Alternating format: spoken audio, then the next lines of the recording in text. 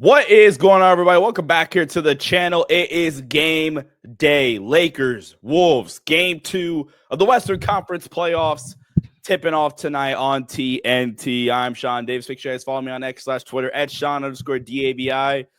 And as always, got my guy back from a little trip.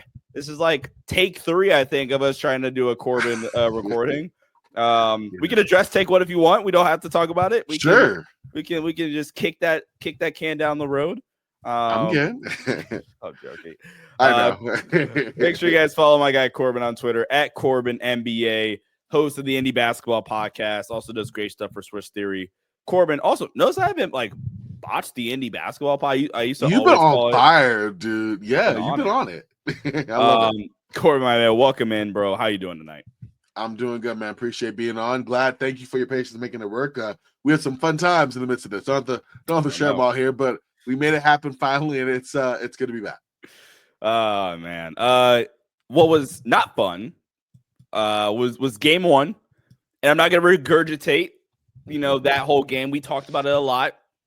Enough.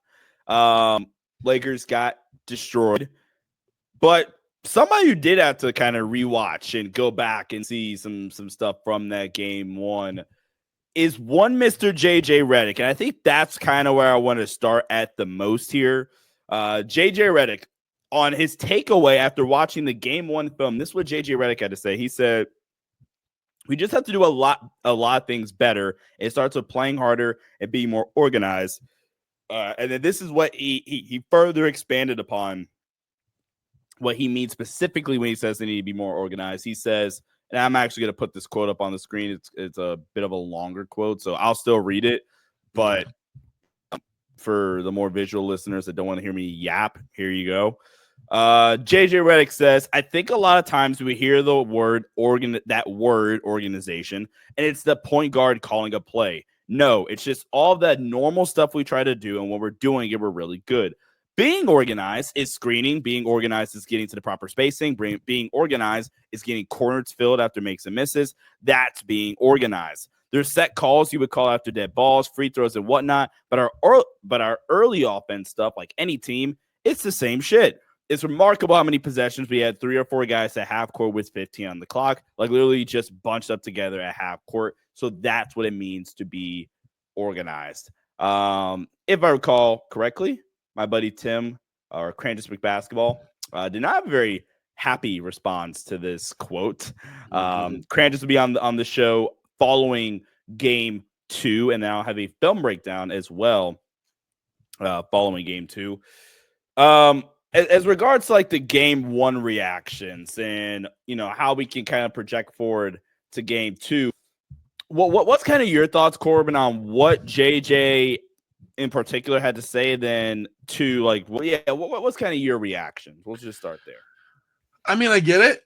I understand. I don't know if it's anything that's new or insightful, I guess. In my mind, this is something that could have been thought of, I don't know, halfway through the game 1. I think that's probably my biggest issue is yeah, I agree. The offensive flow wasn't there. A lot of things wasn't there. The adjustment to the defensive intensity of the Wolves. The only thing that I think was, I don't know, something that wasn't accounted for was the fact that they were going to knock down all their threes. But everything else felt like a lack of adjustments for me. So in my mind, glad he knows it now. Hopefully we'll see what it looks like now. But I think that's something that could have been done before. Yeah, and part of me understands what JJ is trying to say with the with the organization standpoint, and I get that, and to a certain extent. So actually, to a certain extent, I would agree. I do think there's a difference between being organized and having a set action. That's and I think maybe next time around, if next time that we're able to maybe get a follow-up question asked, okay, cool, what about the set play call rate, if that makes sense? Because I do agree that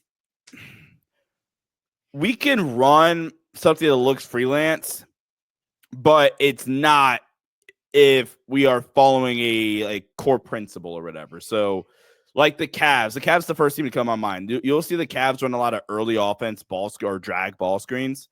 And the Cavs have this basic principle. I think they do this on their ISO attempts as well. If I'm driving, let's say I'm driving to the middle and we have the two corners filled, we have the two wings filled. I'm one of the wing guys. I'm on the right wing. And then we have a big coming to set the screen.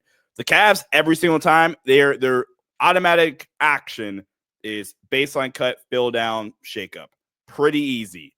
Mm-hmm. That isn't a set play. You're not trying to attack a certain coverage necessarily.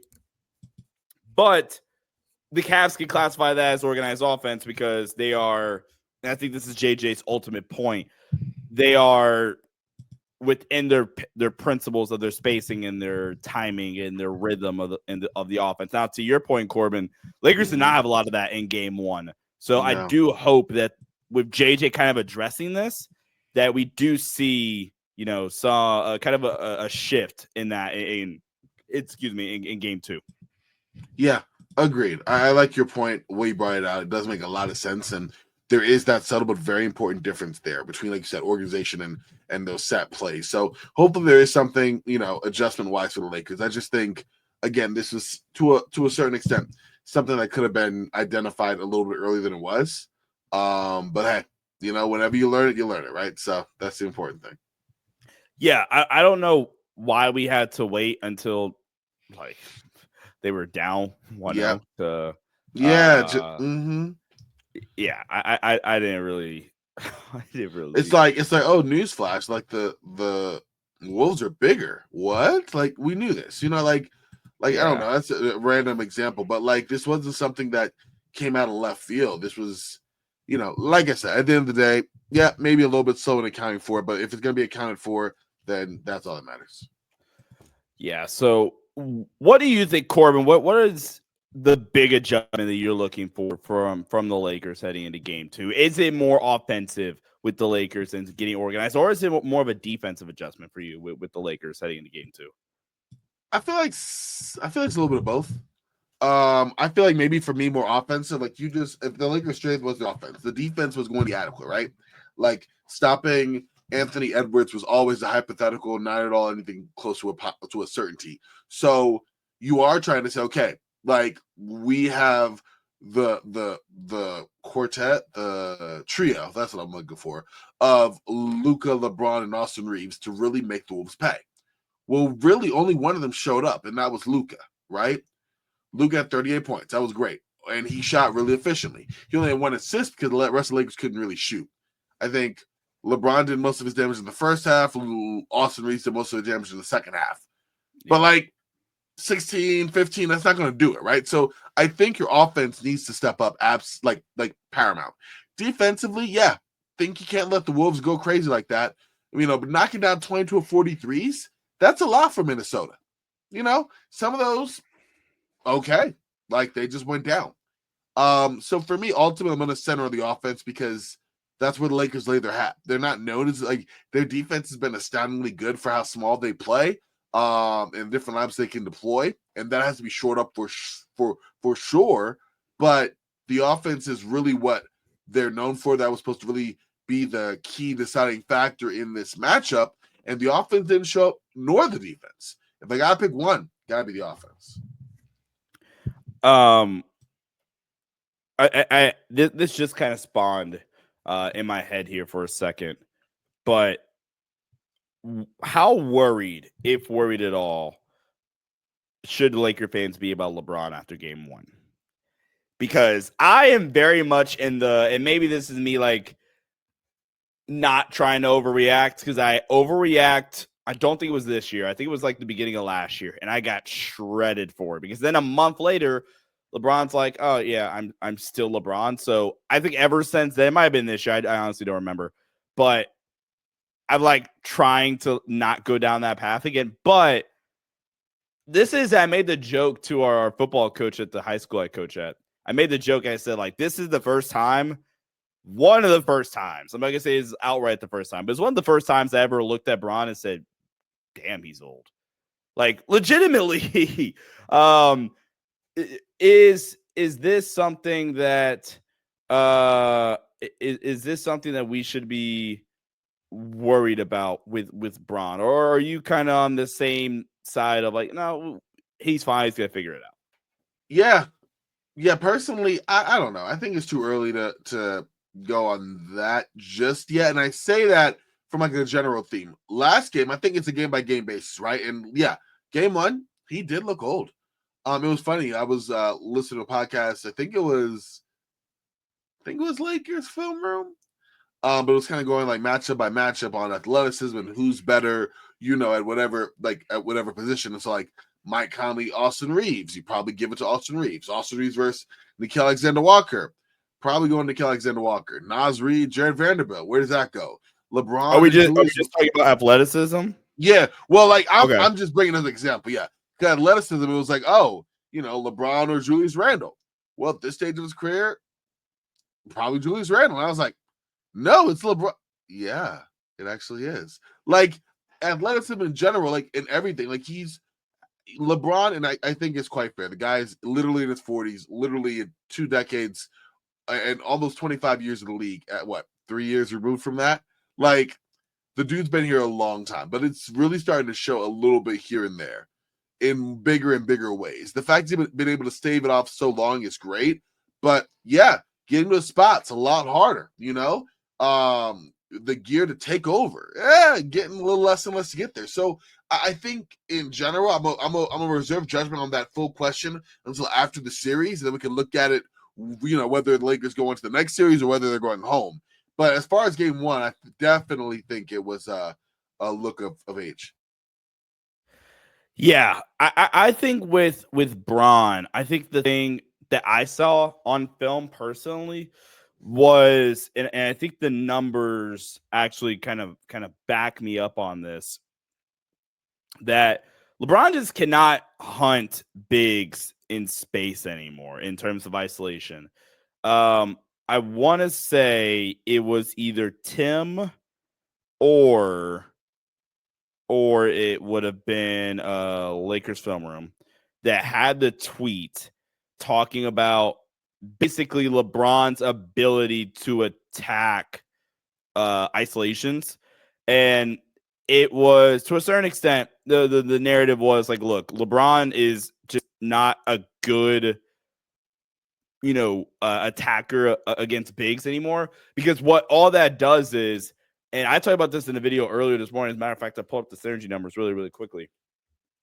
All LeBron attacking a big in 2025 does is it just causes LeBron to just settle for a contested mid-range jumper or a contested step back three, which, okay, those are shots LeBron can hit, but as an opposing defense, you just kind of tip your cap and say, Bron, good shot, but we're going to live with that.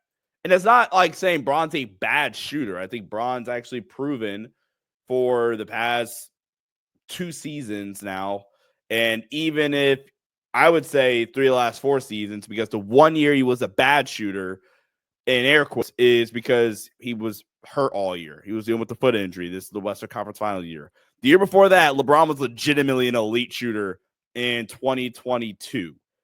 He was an elite 3-point shooter that year. So despite the fact he's been a good shooter, the threat of LeBron's a downhill driver still scares teams, to the point where they're going to say, yeah, we're just going to live with that, right?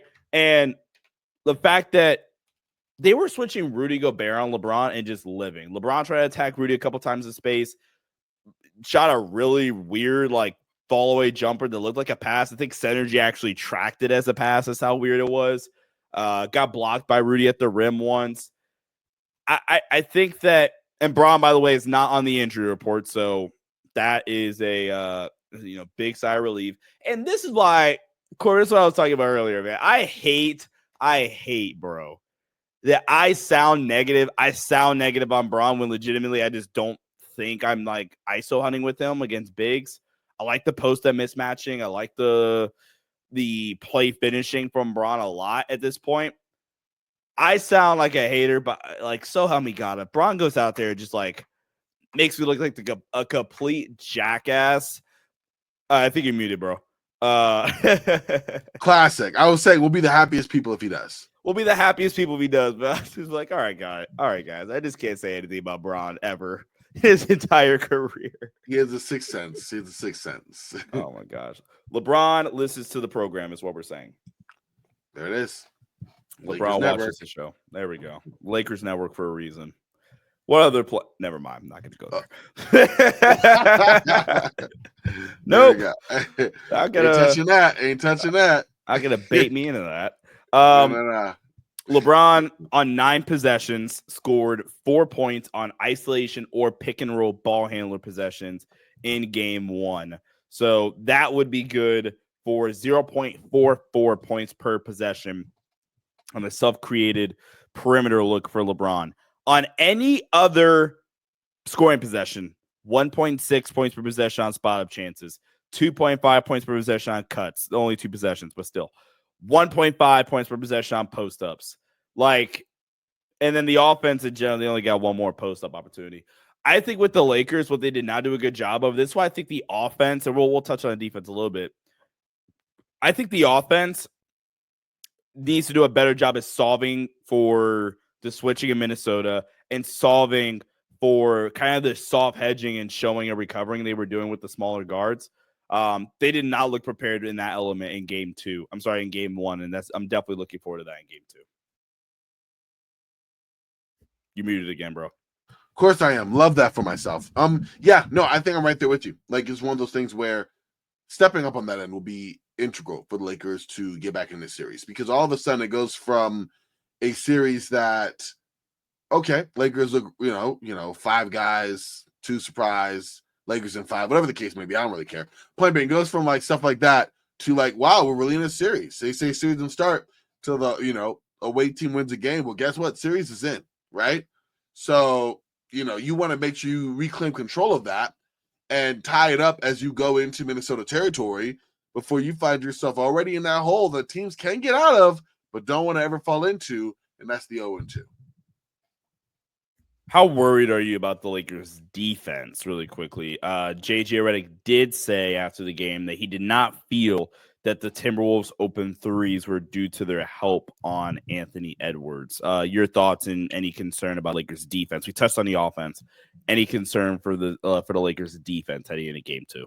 I mean, moderately, and that's just because I think that, Anthony Edwards could just go off, and Lakers don't have anyone to stop that from happening, right? And then from that end, you can have the trickle down effect of, open guys getting spot threes, getting rhythm, and it being over.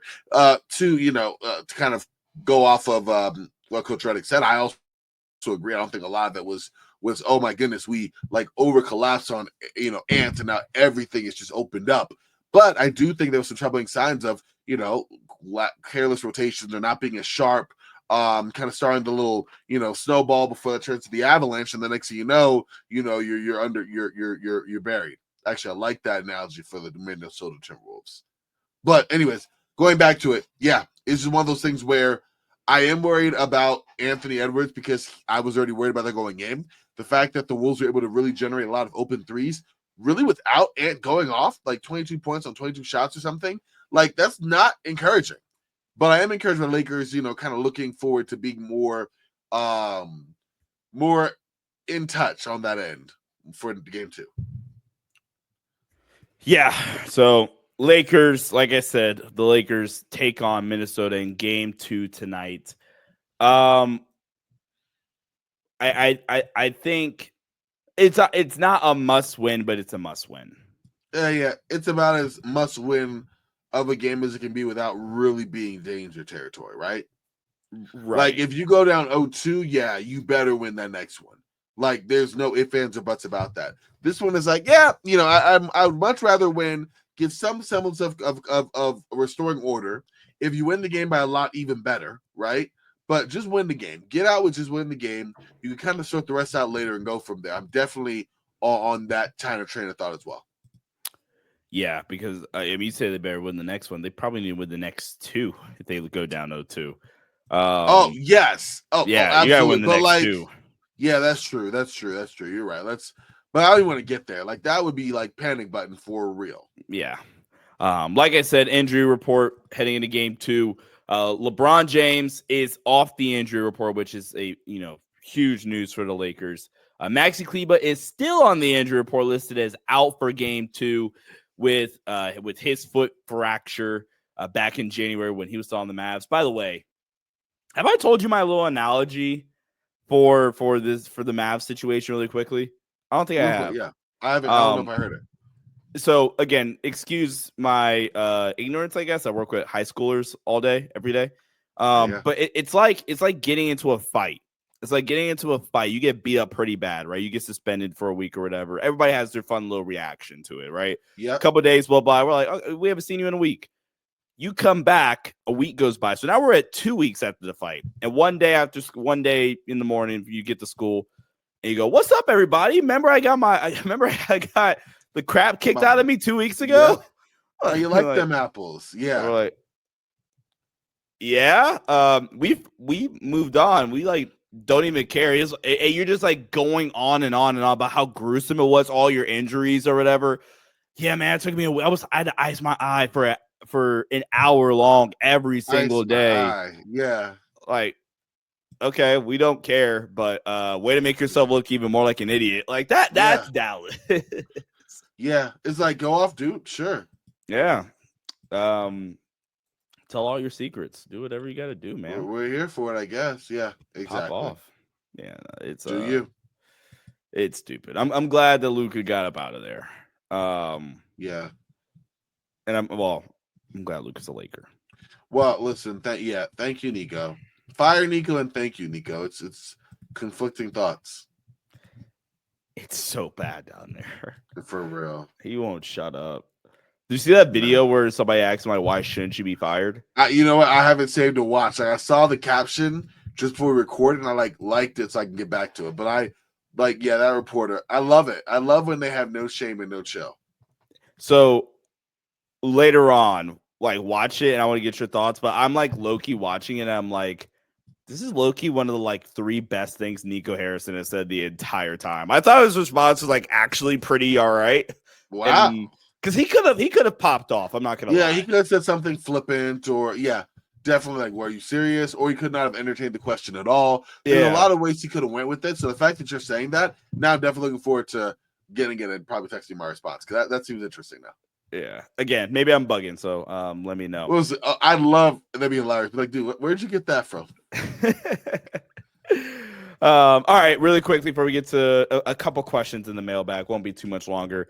Corban, let's start off. We're going to do our 2 biggest keys heading into game 2. Did not do that on purpose, but let's start with key number 1. What would be your biggest key heading into game 2 for the Lakers to secure victory? You have to be more connected defensively.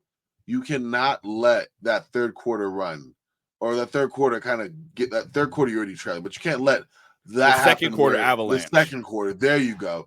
It's either a second or third for the Lakers. You can't let the second quarter happen. The third quarter was actually good for the Lakers, but by the time they brought the energy back, it didn't matter because it was already 88-58, something crazy like that. You can't let the avalanche happen, and I think that starts with the Lakers players. I think that goes to the coaching staff, because if you're JJ Redick, I'm sorry, it wasn't a slow spill. It was an avalanche. You got to be able to call a timeout, stem the tide, do what you have to do there. But it's really the effort. Minnesota 44 points in the paint. They had 23 second chance points. They out-rebounded Los Angeles as well. Get one of those 3, at least. You're probably not going to get the points in the paint. Maybe not. Maybe Luka goes off, LeBron goes down to the woodshed, with Dante DiVincenzo or something. Maybe something like that happens, but more than likely, probably not. So fine, be active on the glass. Everyone can crash the glass. Generate second chance opportunities for yourself. Get into the rebounding. We know Luka will grab his, LeBron will grab his, Austin Reeves do more. When Dorian Finney-Smith gets in there, you do more. Gabe Vincent can't be afraid to try to get in there. You have to be aggressive. You got to match that physicality and not just be physical just to be physical, but really to help the Lakers get an advantage. That will stem the tide of the Timberwolves getting so many 3-point shots. That will cut down on fast break points. For the record, the Wolves won both those categories as well. That will do so much. And I really think it's important for the Lakers to focus on that. Yeah. I love your answer there. I think I'm going to start with this and say I think the Lakers need to. I'm going to go back to the offensive side of the floor. I think they need to get into their stuff a lot quicker offensively. I think they need to attack. Okay, cool. So JJ's interpretation of organized offense and some other people's interpretation of organized offense might be a little bit different. And again, I could actually see the point. Well, we need some set attacks more often then, because for what Minnesota was doing defensively, I don't think the Lakers were constantly prepared for, like I said, some of the switching, some of the hedging. That's how you get Bron some easy buckets. Expecting LeBron at 40 to have to create for himself and play out of play out of organized offense isn't, I'm not going to say isn't fair, but like your job as a head coach at the end of the day is to attempt to make your players' lives as easy as possible on the court. And I don't think the Lakers did a good job of making LeBron James's life as easy as possible, setting him up early, getting him some early looks, getting some of the early seals in transition. But it starts by playing faster and getting it. And when they don't get that initial look, attacking quicker and getting into their set offense. Because honestly, like I said, man, it is going to take the Lakers having to dial some stuff up to attack the hedging, to attack the drop of Rudy. You're still going to see some drop. Although with the fact that Jackson Hayes plays 8 minutes, and I went on a little bit of a rant on the video that dropped yesterday. Hayes' leash is so small. It's so little, bro. You're muted again. It's so little. Oh, no, I'm glad. I was kind of talking to myself there. But no, I was saying, yeah, like that's a brilliant point. I forget my video sometimes. Like, brilliant point. Because the minute he makes one ill rotation or bad foul, you're out of there. The minute he misses a lob or whatever, like he legit played for like the first minute and 10 seconds in the second half. But then if you watch, and by the way, the lineup data does not favor Jackson Hayes whatsoever, but they got torched with that group. Yeah. But it wasn't like Jackson Hayes' torch mistake. That's kind of, if you want to like point negatively at lineup data, that could be something that like, especially in small samples, in small sample sizes. Because you can really just pinpoint the fact like, oh, okay, like this lineup played 4 possessions together. Okay, let me watch these 4 possessions. Oh, this is not X player's fault. Yeah. I thought he had a really good stint in the first half.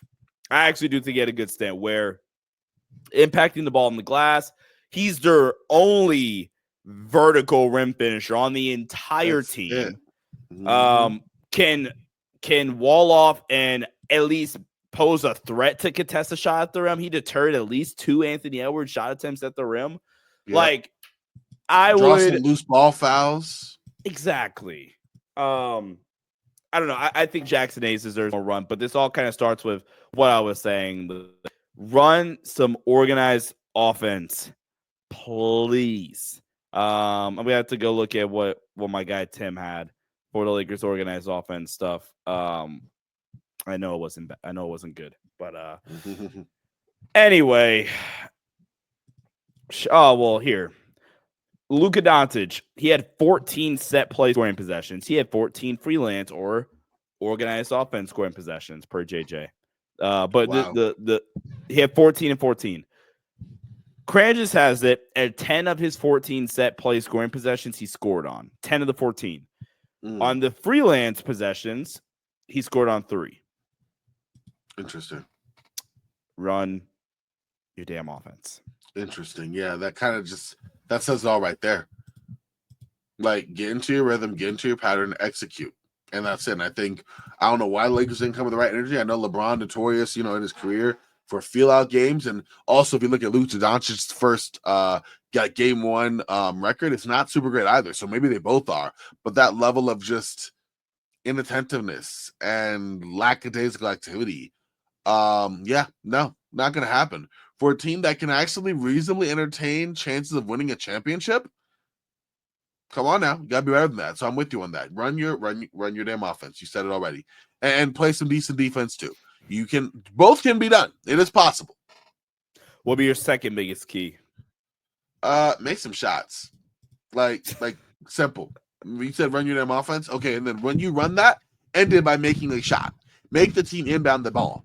Because, yeah, I'm sorry, Sean. Like, come on now. Put the ball in the circular thing. Just the object of basketball would be great. Just complete the objective of getting the ball into that, the into whole that point of the cylinder. sport. Just do that. Just do put that. it into that. Oh my god. Do that more than the other team while you're at it. And I'm kidding. But like really, I mean, the 3-point shooting was abysmal.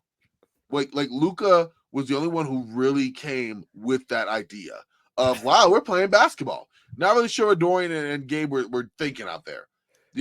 Austin Reeves took him a whole half to figure it out. LeBron figured out the first half, kind of figured out the second half. Like, let's get like that happening. Because if you look at the Lakers, your offense coming from your 3 guys primarily. It is Luka, it is LeBron, it is Austin Reeves. To a secondary level, it is Gabe Vincent and Dorian Finney-Smith. You don't got a lot of scoring off your bench. If you get anything from Jackson Hayes, that's gravy, right? Dalton Knecht, if he can get in the game, yay. Was just about to ask you, should they play Dalton Knecht? If the offense is that bad again, sure.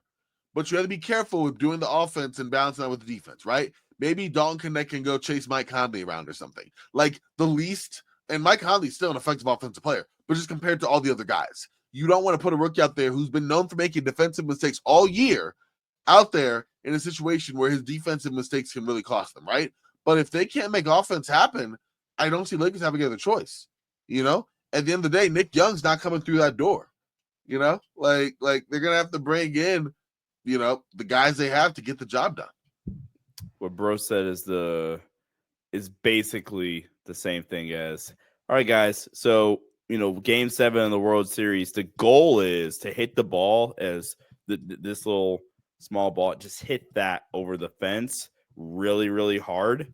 And you do that, and everybody does that, and we'll win by a lot.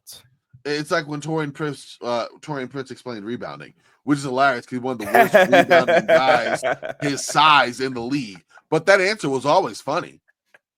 I forgot about that. That's an elite pool where it's like yeah. They got like really out rebounded in the tournament game, right? And like the reporter was like, "So what happened? Like, why didn't you guys rebound the ball well?" He's like, "Well, the other team just when the ball goes off the glass, that they grab it. That's a rebound." And they got more of those than we did. It was like, bruh. That's funny. So guys, when Lakers, when you have the ball after you secure the rebound, you want to shoot, have good form and hold your form actually, and then the ball's gonna hopefully go in this little circular thing, and then if we do that more times than they do, we have a really good chance of winning. Oh, amazing chance! I like that exactly. So just keep doing that. Like when they make your first shot, I think JJ Ray should go, okay, like bring me some more of that.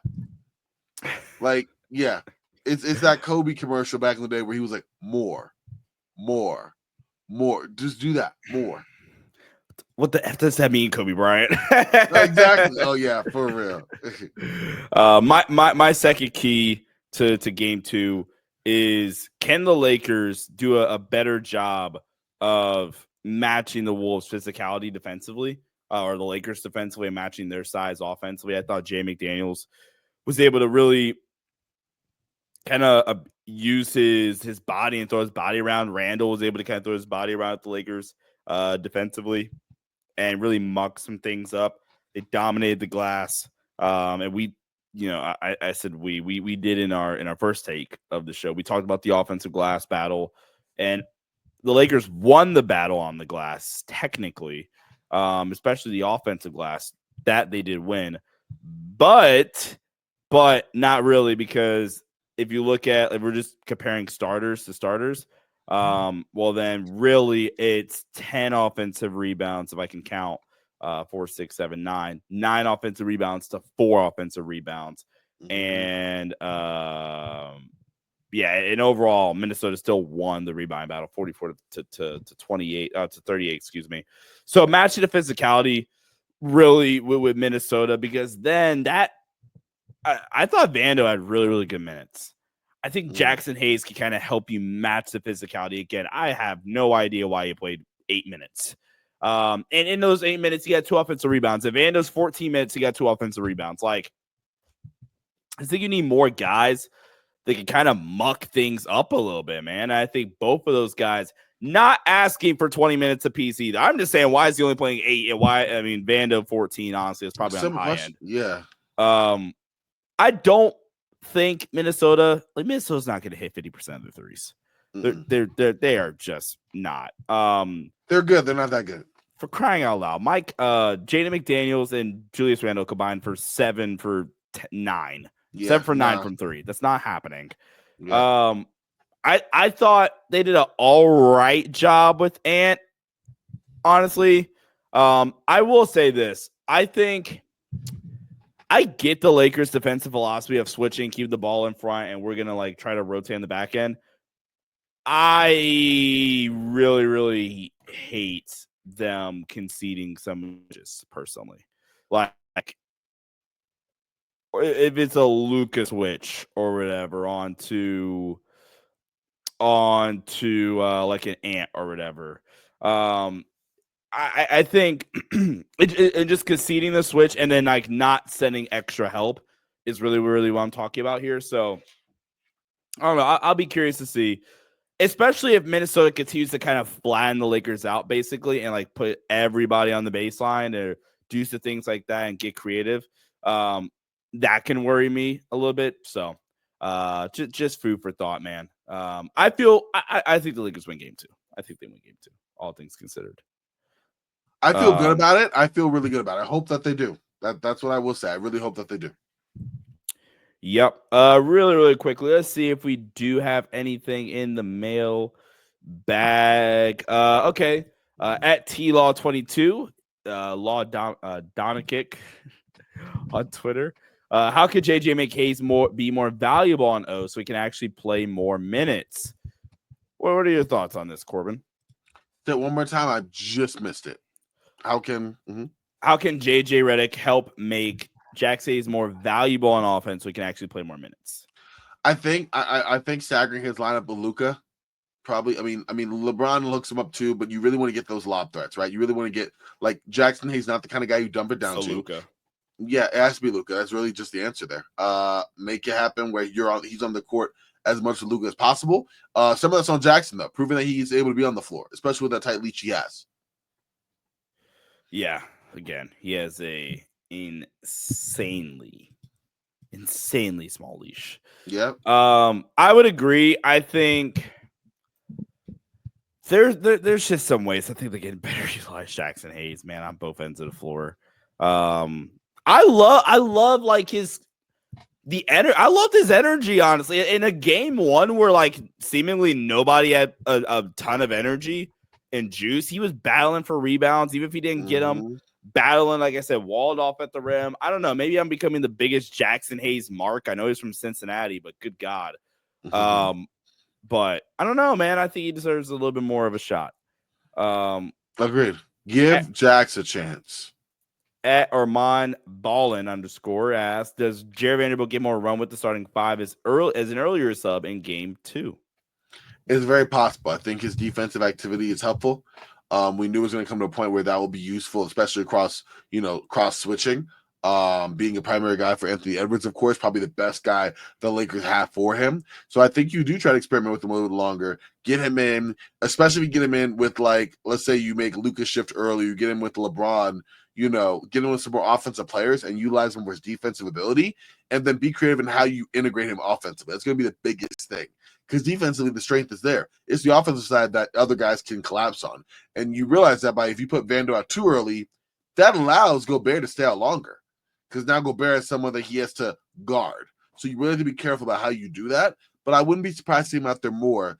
And maybe the Lakers take that risk and see what happens, especially when it comes to keeping Anthony Edwards under control. Yeah. I will say this. They did play him a lot more with at least 2 of the creators. There was some Bron Luka looks, some Bron Luka and AR looks. I do like those a lot. Last one. Do we just go no help on Ant? I kind of talked about it. No. Yeah, you say no. I still think they show help, and I honestly think the threes with Ant, it's just rotate better, and that is a controllable thing. Because I get the idea of going no help and say, all right, Ant, go ahead. But you cannot tell me that I'm going to sit. You cannot convince me, rather, that I'm going to sit there on the back line and watch my teammate get cooked every single possession down the floor, and I am not going to step over and help him at least once. Yeah, that's true. And then you're going to be put in a rotation regardless, is kind of what I'm saying here. And like I would say if we were the OKC Thunder, this would have a little bit of merit. The Boston Celtics, this would have a little bit of merit because you have 5 guys that could just switch 1 through 5 and feel all right with. And I wouldn't do this as like, I think the offense, honestly, I really do think the offense is more of a concern heading into game 2 than the defense, personally. Mm-hmm. I think the defensive game plan was fine to a certain extent, tying up the execution, be better on the boards, and Minnesota's not going to make 21 threes in game 2. Like, I honestly think that's what it is. What about you? That's solid. I agree. Think some regression to the mean for Minnesota, a little uptick in play for the Lakers, and you should be in a really good chance to win the game. It's going to come down to the margins, really, I think, and who is, making more clutch shots. Hopefully, not Jared Vanderbilt, but Gabe Vincent. Say we're relying on Bando to hit clutch shots now? Then it's over. Yes. But if Dorian Finney-Smith and Gabe Vincent can each hit at least 3 threes, which sounds like a lot. We're solid. But if they hit 3, if they hit 4, it's over. If they hit 3, we're solid. So that's where I think we're at. But I feel good about it right now. I really do. Lakers, Ginger Redick a couple hours last night said that, Lakers had the best practice that they've had. That sounds encouraging. We'll see if that can manifest itself on the floor. All right, guys. Corban, Lakers win game 2. You know what? Yes, Lakers win game 2. I think, it's gonna be fun. All right, guys, let's get to do it for us here today. After the game, we'll have a post-game reaction video, not a live stream, but a reaction video breaking down the Lakers win over the Minnesota Timberwolves. Going to manifest that now. Wednesday, I will have my guy Tim or Cranes Week Basketball on the show. Thursday, expect the film breakdown. Friday, preview. This is kind of going to be the formula for the playoffs. It's going to be, okay, reaction, pod with the guests, okay, breakdown, preview, reaction, and the cycle's going to repeat. But Lakers are going to go and tie the series 1-1, heading back to Minnesota. Corban, my guy, thank you so much for coming out with me, bro. Hey, I appreciate it as always, man. Good talking ball with you. Let's go for a Lakers win. Lake Show. Make sure you guys follow Corban on Twitter at CorbanNBA and check out all of his stuff for Switch Theory and the Indie Basketball Podcast. Follow me on X/Twitter at Sean_DABI. And as always, guys, stay safe. Go Lake Show. Catch you guys in the next one. Peace out.